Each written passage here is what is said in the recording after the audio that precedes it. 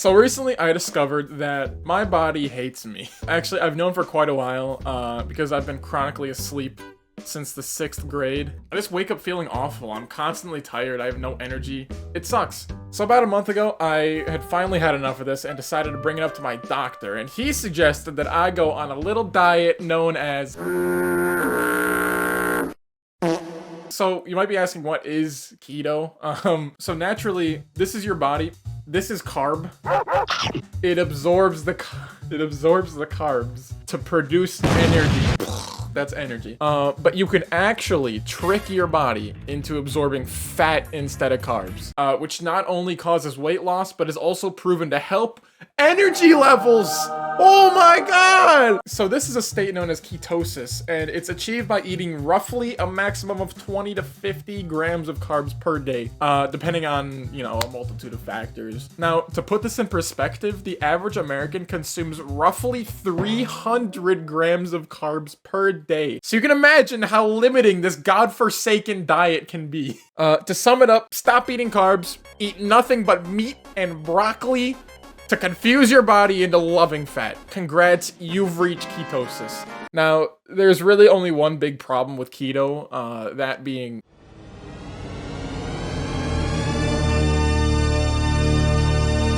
yeah, keto kind of blows. Your food options are extremely limited, and I mean extremely limited. You can have meat, a few select veggies, and I guess whatever they've been cooking up in the Quest laboratories. To put this in perspective, only 2 of the 6 things I've talked about on this channel are truly keto friendly, and one of them is water. Keto sounds fine until you realize literally any and every food that you have ever loved has an immense amount of carbs in it, which means you have to sacrifice all of it forever. And what's worse is that unlike other diets, keto really does not allow for cheat days at all, since even having one carb-loaded cheat meal will kick you right out of the ketosis state and will set you on a 3 to 5 day recovery period while your body tries to remember how to absorb fat again instead of carbs. So basically, if you plan on sticking to this diet for the rest of your life, you can say goodbye to the luxury of enjoying delicious food. It's gone. No more. No more food. It's just not an option for you anymore. Bye-bye. See you later. What makes it even worse is that there are so many foods that have carbs that you would never expect have carbs in them. Like this Japanese gum I've been chewing. It's the least sweet, most intensely minty gum ever created by man. It has 0 sugary taste, so obviously there's no way it has any. It has 26 grams of sugar! What? This gum alone set me back a week on my diet because I had been carelessly chewing it, not knowing of its sugary secrets. I mean, after that, I had to check the labels of everything I'd been consuming. Toothpaste. Did you know this stuff has carbs? I sure didn't. I mean, they even had me checking my Lexapro to make sure there were no carbs in that stuff. Alright, still good. I mean, according to MyFitnessPal, even shampoo has carbs. 35 grams, in fact, for every 3 cups ingested. I really gotta meet whoever submitted this one. That's a hand I would love to shake, assuming, they're still alive. So you can imagine how annoying it can be to keep track of every single carb you ingest. Now, on the other side of that coin, there are actually a lot of ways to cheat this diet and completely abuse it, especially if you're like me and not doing it for the specific goal of weight loss. I have goodies! I got these keto buns here.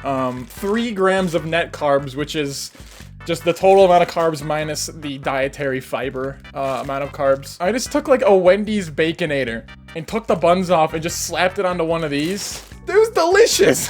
You could not tell the difference. I mean, it was literally, it felt like I was cheating. Like I can have this big greasy burger and still be way within my carb parameters for the day. It was awesome. This stuff, so good. It comes in these little things. You put it in the microwave and you eat it. Now, this is 15 grams of net carbs per bag, which isn't like the most keto-friendly thing in the world, but if you plan your day around it, you could have one of these things and be totally fine. I even got this, like, movie theater butter salt, which is no carbs. So you just, like, slap some of that stuff on, you're at the movies. It's amazing. Now, this bread here is 1 gram of net carbs. It didn't click with me at first, honestly. It was not very good. I made, like, grilled sandwiches with it. I would toast it. Nothing really clicked. It didn't taste like bread. It just tasted off. So I went rummaging through my kitchen and I found garlic salt. And I was like, so I sprinkled some of that on there. It was just garlic bread. It tasted exactly like garlic bread. If you are doing keto and you want to use this bread on any sandwiches or anything, garlic salt. There's also this keto cereal, Catalina Crunch. Delicious. It's not the most keto friendly. It's 5 grams of net carbs per half cup, which isn't like a ton of cereal or anything, but it's pretty good. It tastes like cereal. Like this is just cereal. Obviously Jello cups, delicious. Very keto friendly. If you want a little snack, these are great. Now, you may be thinking this is a lot of hassle to go through just to have substitutes for carb-loaded foods, but I mean, as long as it works, it's all worth it, right? Well...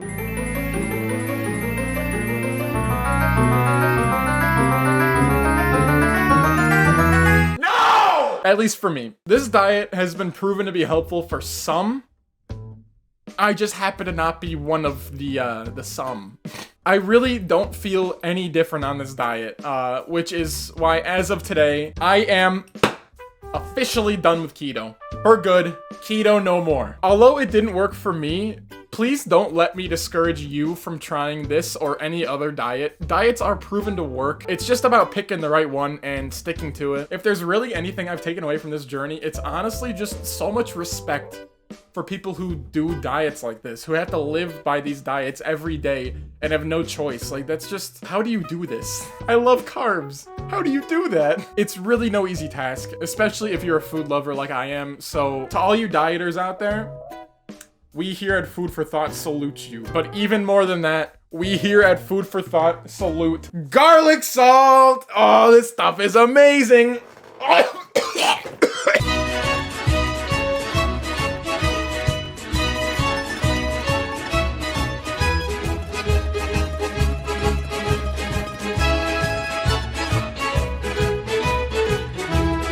This gum is pretty good. I missed this gum.